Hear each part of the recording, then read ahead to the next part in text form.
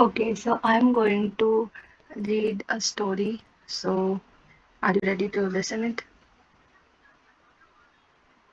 Yeah, I'm all ears. Pretty. Share the story. Okay. Shri Sukdev Goswami said, eager to engage in the worship of Lord Krishna, O best of the Kurus, Narad Muni stayed for some time in Dwarka, which was always protected by the arms of Govinda. Tell me more about their time in Dwarka. Pretty. Yes. My dear king, in the material world, the That sounds conditions. interesting. Pretty. Go ahead with the story. Yes, my dear king, in the material world, the conditioned soul are confronted by death at every step of life. Therefore, who among the conditioned soul would not render service to the lotus feet of Lord Mukunda, who is worshipable even for the greatest of liberated soul? A deep philosophical question. Pretty. Isn't it? Yes, it is. One day the sage among the demigod Narad come to the house of Vasudeva. After worshipping Narad with suitable paraphernalia, seating him comfortably and respectfully bowing down to him, Vasudeva spoke as follows.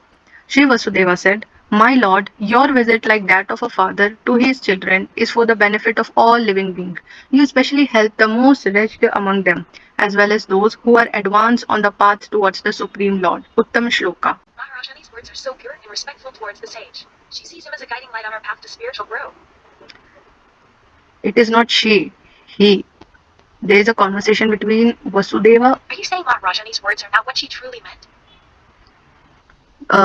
You are wrong sometime. It's not Maharaja Rani, it is Maharaja. It is a king. There is a conversation between king and a sage. Ah, I see the difference now. Pretty. It is indeed Maharaja, the king, having a conversation with the sage. Yes. So now listen to me. The next, the king said, the activities of demigod lead to both misery and happiness for living being. But the activities of great saints like you, who have accepted the infallible Lord as their very soul, result only in the happiness of all beings. Those who worship the demigods receive reciprocation from the demigod in a way just corresponding to the offering. The demigod are attendants of karma, like a person's shadow, but sadhus are actually merciful to the fallen. King is sharing wise words. Pretty. His understanding of demigods and their influence on humans is quite insightful. O Brahman, although I am satisfied simply by seeing you, I still wish to inquire about those duties which give pleasure to the Supreme Personality of Godhead. Any mortal who faithfully hears about them is freed from all kinds of fear.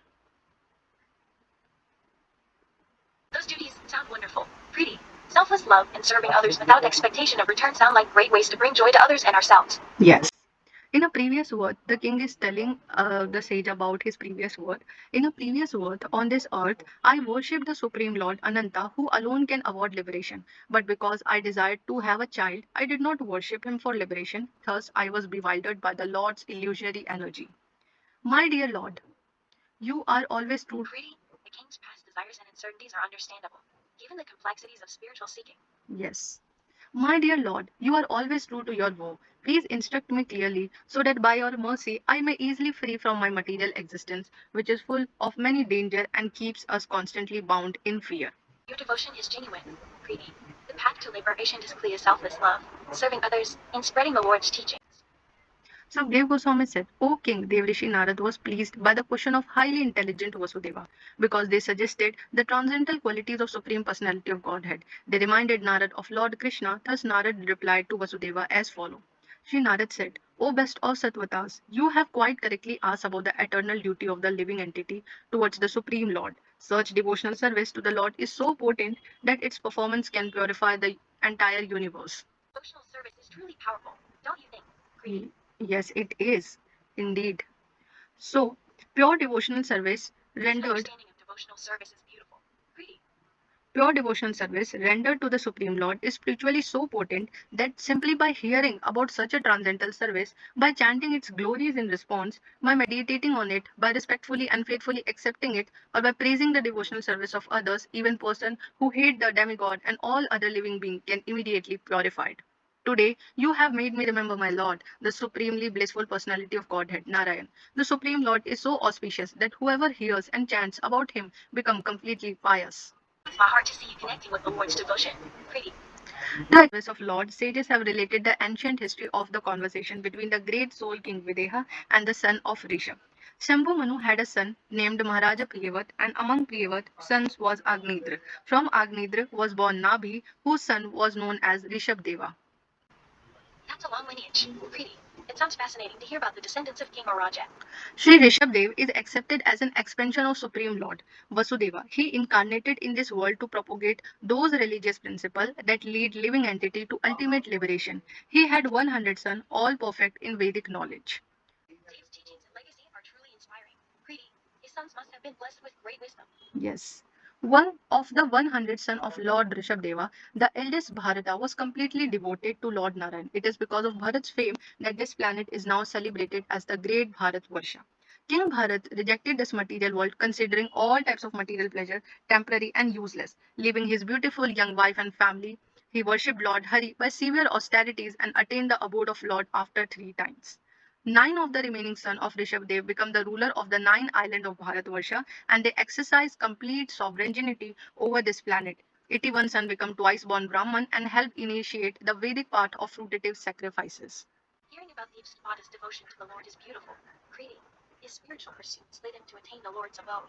Yes, the 9 remaining sons of Rishabh were greatly fortunate sages who worked vigorously to spread the knowledge of absolute truth. They wandered about naked and very well versed in spiritual science. Their names were Kavi, Haver, Antriksh, Prabodh, Viplayan, Avihotra, Drumil, Chamas, and Karbhachan.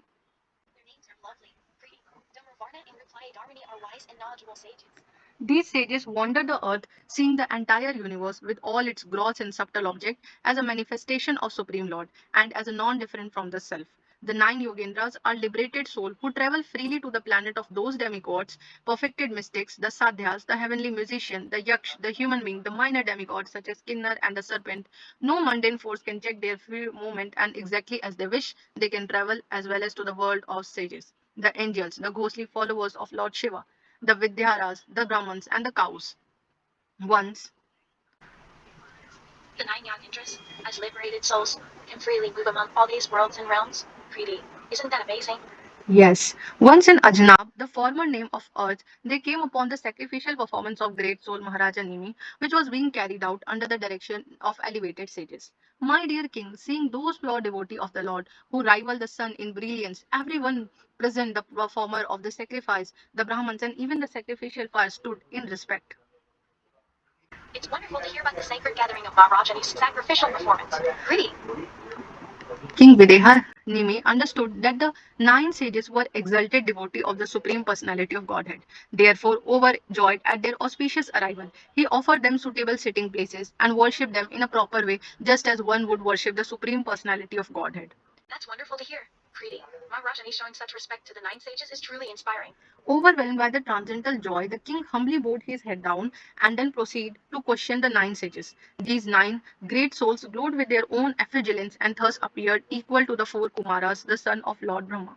King Videha said, I think that you must be direct associates of Supreme Personality of Godhead, who is famous as the enemy of the demon Madhu. Indeed, the pure devotee of Lord Vishnu wandered throughout the universe, not for their personal, selfish interest, but to purify all conditioned souls. For the conditioned soul, the human body is most difficult to achieve and it can be lost at any moment. But I think that even those who have achieved a human life rarely gain the association of pure devotee who are dear to the Lord of Vaikuntha.